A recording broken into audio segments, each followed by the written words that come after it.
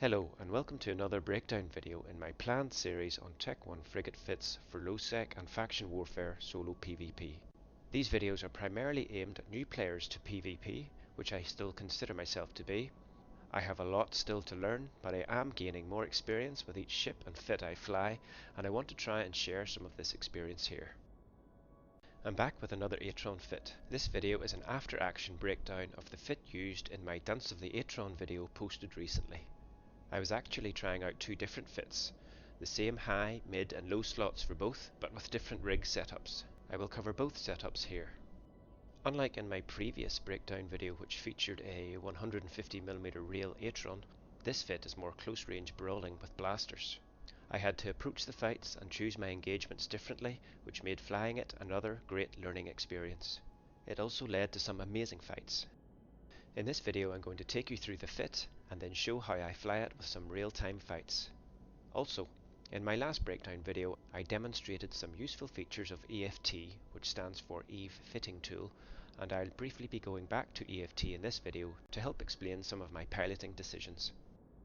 Before we get into the fit, let's have a quick recap at the Atron frigate bonuses. 10% bonus to small hybrid turret fall off, 5% bonus to small hybrid turret damage. So basically it allows you to hit from a little farther out and hit a little harder. So let's go through the fit. In the high slots we have 3 light neutron Tech 2 blasters. No other turret class can match the destructive power of particle blasters, but they also have the worst range of all turrets. The Atron's bonuses to range and DPS means we're making the most out of these guns, allowing us to hit from farther out while maintaining good damage application. I carry 3 different types of charges: Void, Navy Antimatter and Null. Void is a Tech 2 ammo. It provides the highest DPS, but using it reduces your optimal and fall off range, and your tracking speed is nerfed too. Basically, it's most effective up close and while you're heading in a straight line towards your target. Navy Antimatter incurs a 50% reduced optimal range, but no penalty to tracking or fall off. Again, most effective up close, but can deal better with orbiting targets with its better tracking. Null ammo has the lowest DPS, but using it gives you a 40% increase in optimal and fall off range.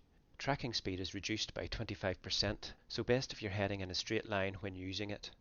It's most effective when your opponent is pulling range or you're having to burn at him from farther out. Each charge is there for a reason and is loaded upon certain types of engagement. We'll look at that when we get into the fights. In the mid slots we have a 1 meganeutron afterburner 2, a warp scrambler, or scram as it's commonly known, and a webifier. The recent module Tiricide doesn't affect this fit too much. You're fighting at such close range that the J5B scram will do fine. If anything, you could swap out the X5 web for a Tech 2 web, producing a 60% speed reduction in your target ship compared to 55% with the X5. The aim of this particular fit is to fight your opponent at close range, making the maximum use out of the DPS from your guns. The Atron is one of the fastest frigates in the game. Its speed coupled with your webifier means you can close down the gap between you and your opponent fairly quickly. In the low slots we have a Tech 2 magnetic field stabilizer, which increases our DPS, a Tech 2 DCU or damage control unit, and a small ancillary armor repairer. On to the rigs.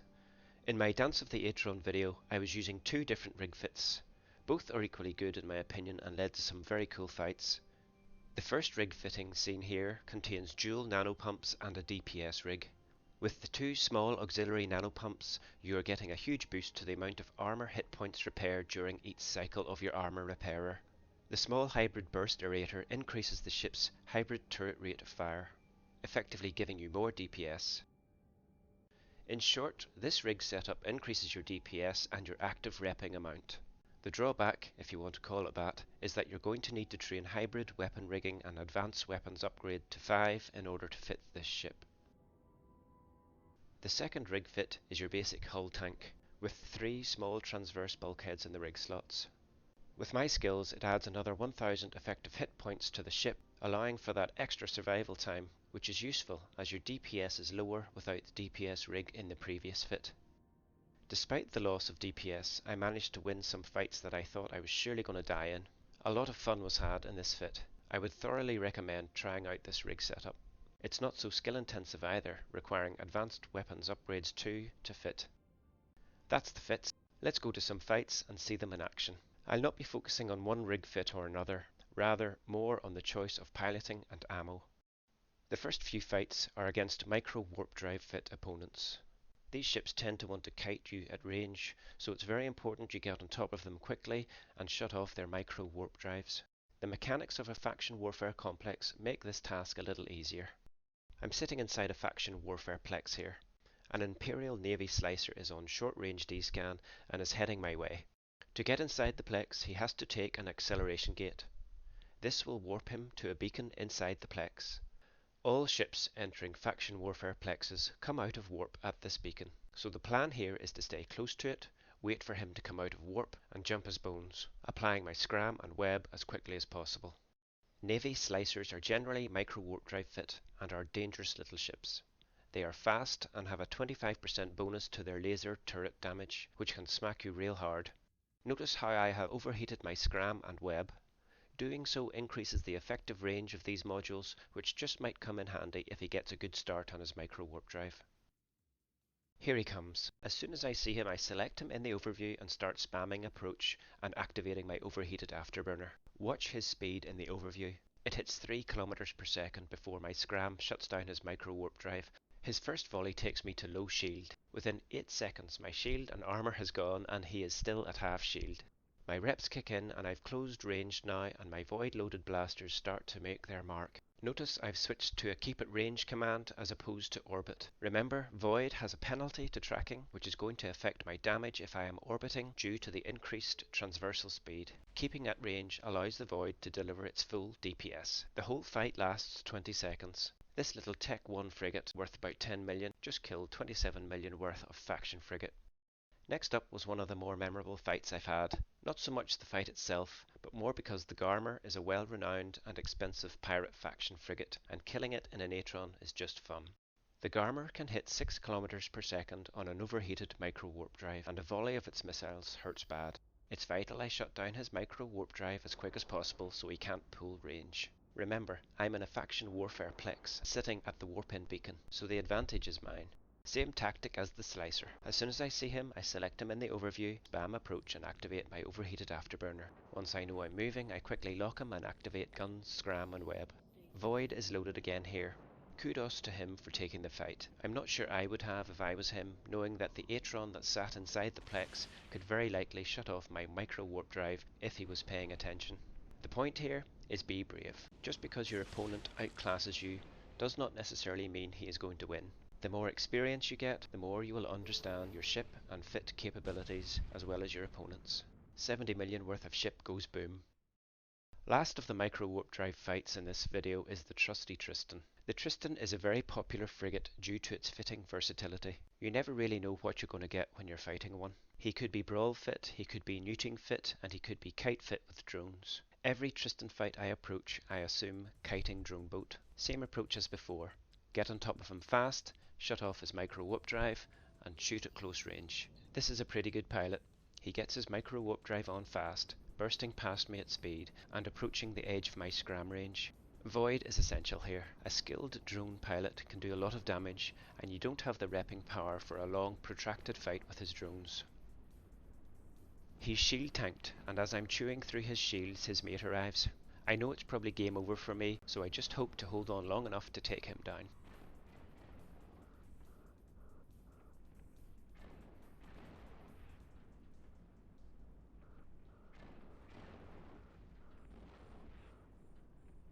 First target down and I start my approach to the second. Stupidly, I had turned off my afterburner, but he had already burned to just outside my web and scram range and his drones were already on top of me.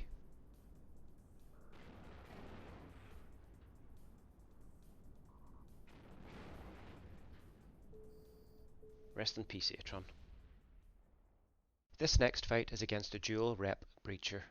Fitted with a medium ancillary shield booster and a small ancillary armor repairer, these can be tough nuts to crack with their bonus to shield booster repairs. Notice I have set up at around 9 km from the beacon. Breachers can carry 2 small drones. My plan in this fight was to kill them first to mitigate some damage while orbiting my opponent at 10 km.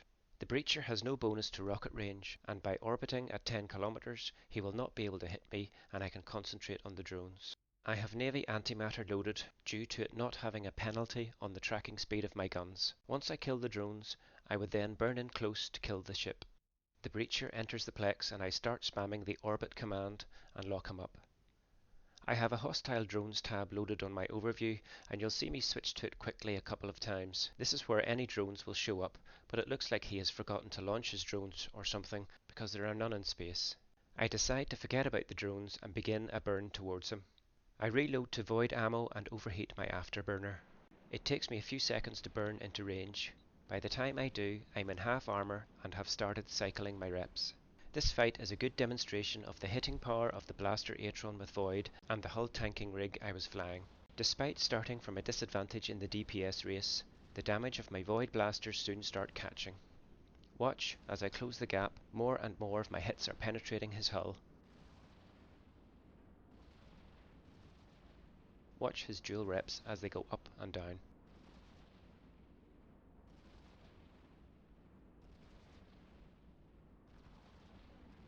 I'm eventually out of charges for my ancillary repper, and it's the hull tanking that ultimately saves me in this fight. On reflection, I think I would not bother going for the drones first, and just go all in with void ammo.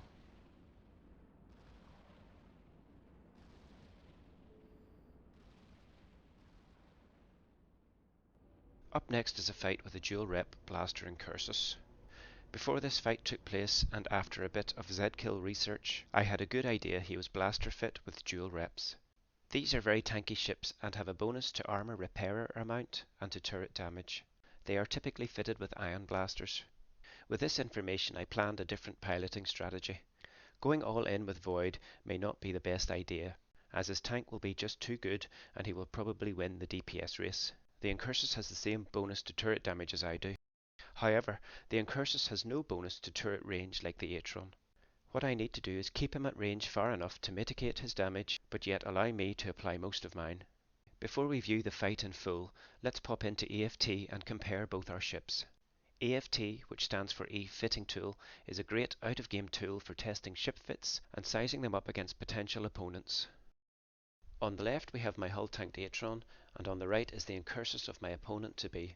Look at the EHP of both ships. EHP stands for effective hit points. From what I understand, EHP is the number of hit points your ship can take before it explodes. It does not take into consideration any active repairing modules you have fitted. Comparing both ships, we see the Incursus has the advantage here, with almost 500 more hit points available. Let's look at active defense. This is the amount of effective hit points repaired per second from any active repair modules running. There's a vast gap here. The Incursus dual armor repairers are healing 130 EHP per second compared to the Atron's 57. When it comes to HP and active repair, the Incursus outclasses my Atron. Can I really take this ship on? Okay, let's look at speed. The Atron is one of the fastest frigates in the game, and unheated, my afterburner gives me 1200 meters per second. The Incursus sits at 955. The Atron's speed, therefore, is going to allow me to control range of the fight, and at the very least, I know I can outpace him and run if the need arises. What about DPS? Let's take a look at the DPS graph of both ships with void ammo loaded. The DPS graph in EFT displays your DPS versus the DPS of your target's ship at varying ranges. Both ships have void loaded and guns overheated. Void is close range ammo, and right-clicking on the graph at 1000 meters will display my DPS at that range. 209 DPS at 1000 meters with Void. Let's compare that with the Incursus by swapping the attacker and target ships about. Right-click to make the Atron the target and the Incursus the attacker. We now see the DPS graph of the Incursus and our marker at 1000 meters. With Void loaded, the Incursus is doing 159 DPS, 50 DPS lower than my Atron. But I think the Incursus will still win the race here, given its better tank. My additional 50 DPS won't cut it. But notice the Incursus's damage falls off as it approaches the 3 kilometer range. Unlike the Atron, the Incursus has no bonus to range. If we right click our graph at 3 kilometers, we see the Incursus DPS has dropped to 30. Now let's check the Atron. 144 DPS, 114 DPS greater than the Incursus. That's more like it. If we can keep the distance between the Incursus and my Atron at 3 kilometers, the damage he can inflict is considerably less than what I can do to him. All of a sudden, this is shaping up to be a fight that could be more evenly matched by a bit of piloting knowledge. Before we continue the fight, let's compare DPS with Navy Antimatter instead of Void. Navy Antimatter has a greater fall-off range than Void, which may be advantageous in this fight. Let's load Navy Antimatter into the guns. Going back to the DPS graph, my DPS has risen to 156 due to the increased fall-off range for Navy Antimatter. It is Navy Antimatter I choose to use in this fight. Back to the fight, and you can see I've initiated the keep at range command at 3000 meters and begin the burn toward him. As I slingshot past him, his shields are down and I begin pulling range again. A little too quickly. My ship moves beyond the set 3 kilometers and begins to turn in towards my opponent, which allows him to close the gap a little. I'm not quite sure how to avoid this. Manual piloting, I suppose, but I'm not great at that. Perhaps one of you could offer some advice. I start to pull range again, and by this stage I have him in hull and he's actively repping. Looks like he may have started a bit late on the reps. He has his afterburner overheated, and I'm pulsing my overheat on and off, not wanting to burn out, and trying to maintain enough distance to lessen the damage from his shorter range guns.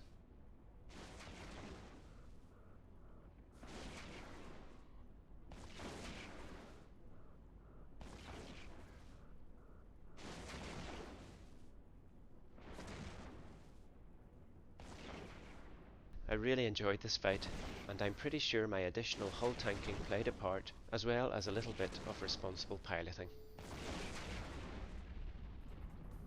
In the next few fights I'll be using Navy Antimatter exclusively. This is because each fight involves me orbiting my opponent at speed in order to mitigate their incoming damage. And unlike Void or Null, Navy Antimatter does not have a tracking penalty, meaning that even while orbiting at speed, my guns will have a greater chance of tracking and applying damage to their target.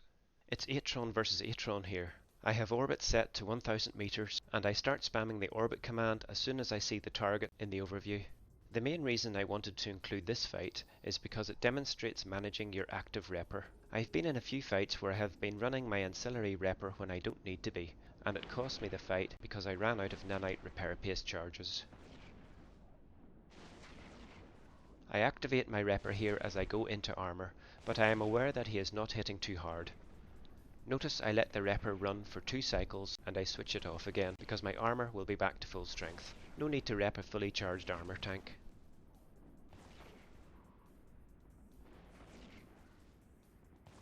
I let my armor drop to 50% before I turn my repper back on. In this fight I'm flying with dual nano pumps in the rigs, so the repping power is good and I'm back to full strength after 2 cycles. I switch it off again. His fight is over. Next up for a dance is an autocannon fit rifter. Autocannons have relatively good tracking, but if I can get a close orbit at high speed, it will have an effect on his tracking. I start the fight with a 1500 meter orbit with Navy Antimatter loaded. I'm a bit slow off the mark getting him locked up here.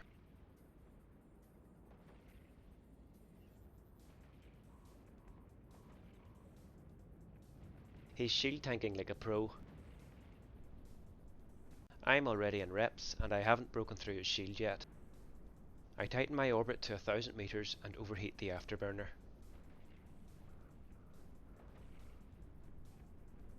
I'm now halfway through my rep charges, but I notice on the scrolling damage notifications that he's now missing me a lot. I stop my repper briefly here to conserve paste.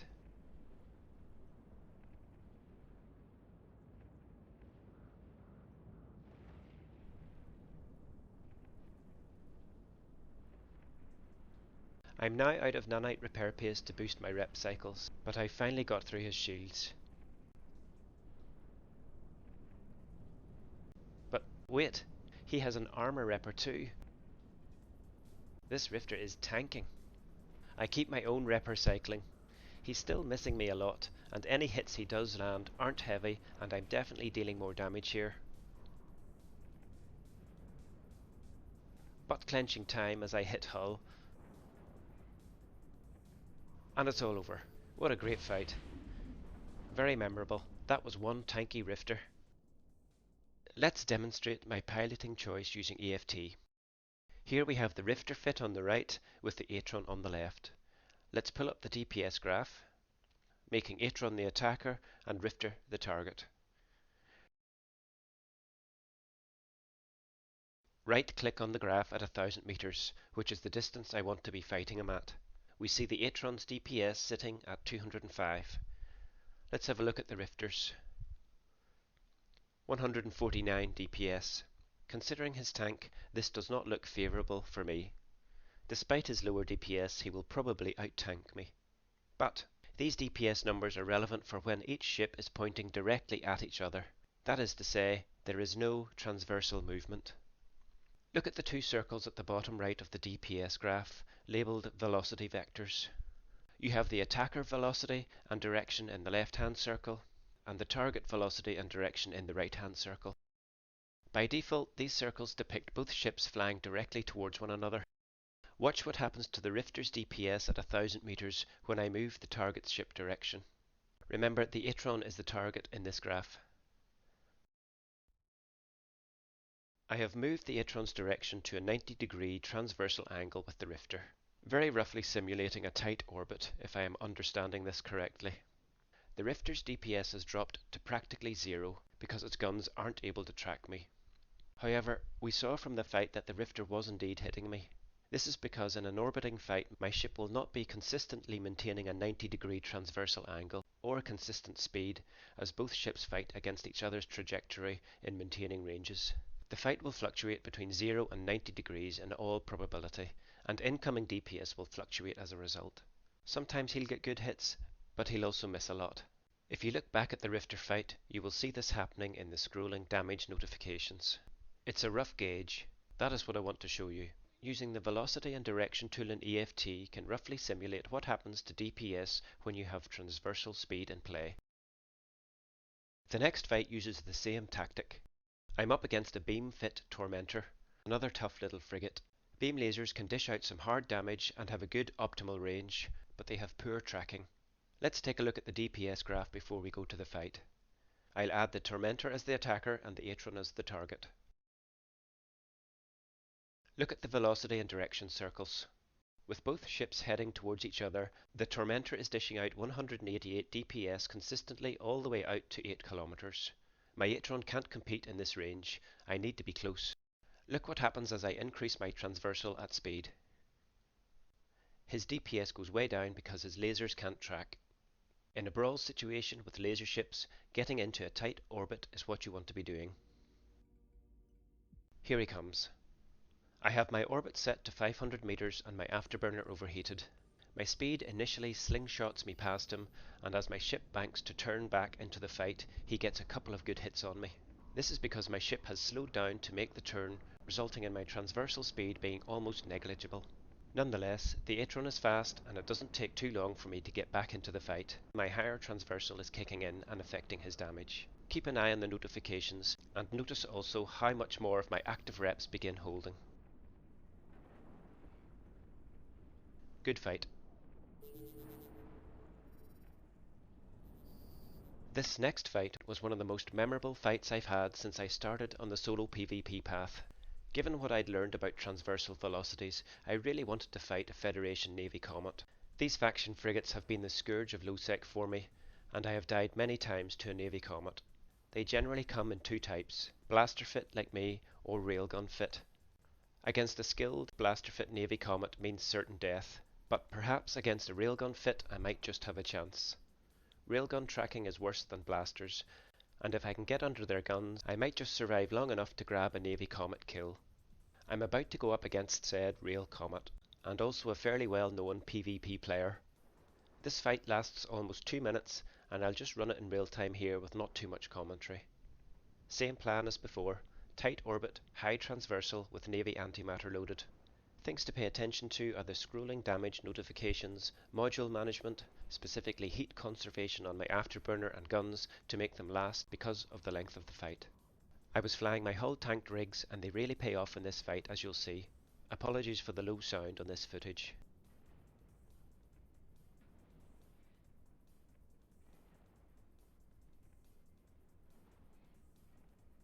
Notice how he only has a scram on me. His fit definitely had a web on it too. I'm not sure why he isn't using it.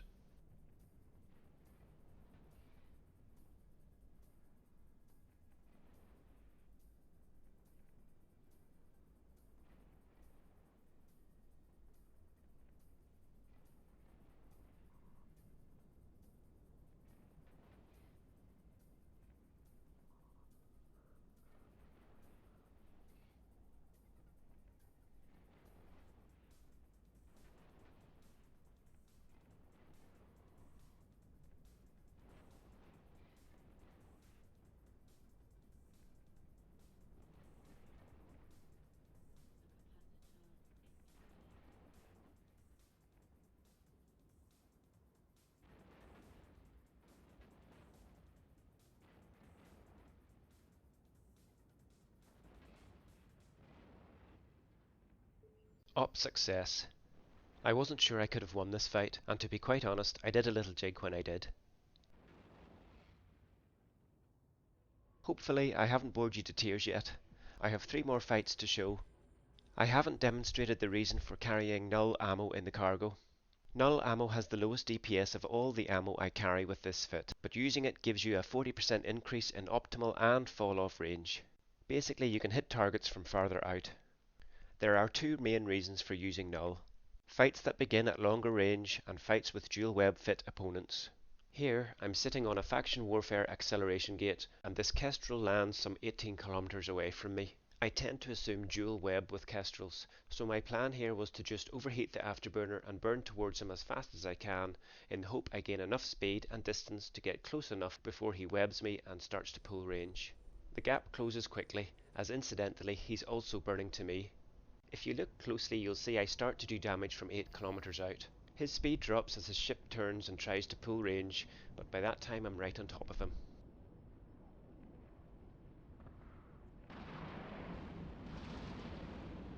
Turns out he was shield tanked and not dual webbed. Notice how you can check info on the module aggressed against you by rolling over them.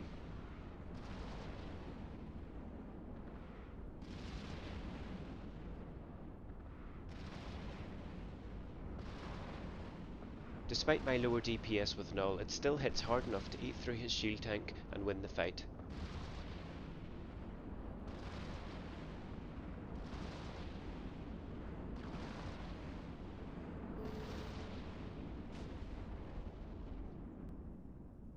I see another Kestrel sitting in a novice plex. This one is dual webbed. I take the gate and head into the plex with null loaded and afterburner overheated.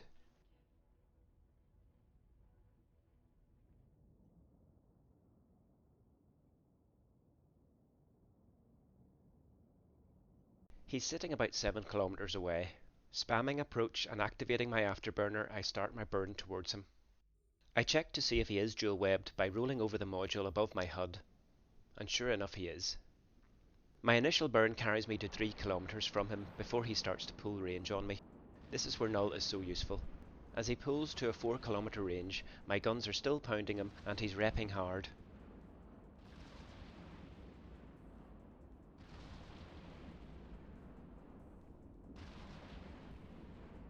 Another Kestrel appears on short range D-scan. Looks like help is on the way for him. My hull tank is really helping out in this fight. His mate arrives in the plex. I keep pushing on, hoping for the kill. My afterburner burns out, along with my scram.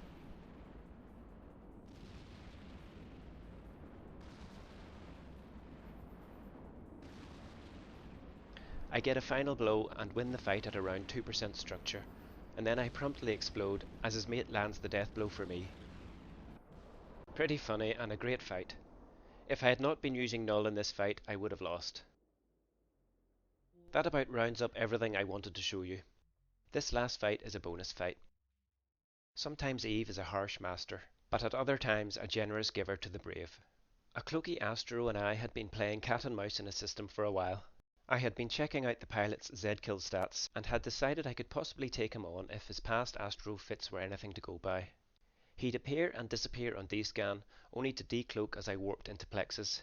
I wanted to engage him on my terms, inside a plex and sitting on the warp-in beacon. He popped up again on D-scan at a novice plex and then disappeared again. Throwing caution to the wind, I warped to the gate, where he promptly decloaked and yellow boxed me, but I managed to slip into warp and enter the plex, where I quickly got into position near the beacon. I had him where I wanted him, and now it was time to test if my research was going to pay off. In my haste I had forgotten to hit record until a quarter way through the fight. By this stage we were both in armour, he was actively repping, and I was just beginning my own. Turned out his fit was nothing like what I assumed. He was AB fit with a Duel Rep active armour tank. I was using void ammo in this fight and flying with dual nano rigs. Looking at his speed, it seems he never engaged his afterburner. Even if he had, the Atron's speed still outmatches the Astero, so range dictation is mine. My main concern was the 20% bonus the Astero has to drone damage. In the end, he just couldn't run from the damage of my void-loaded blasters. Another great fight. And the loot fairy said yes.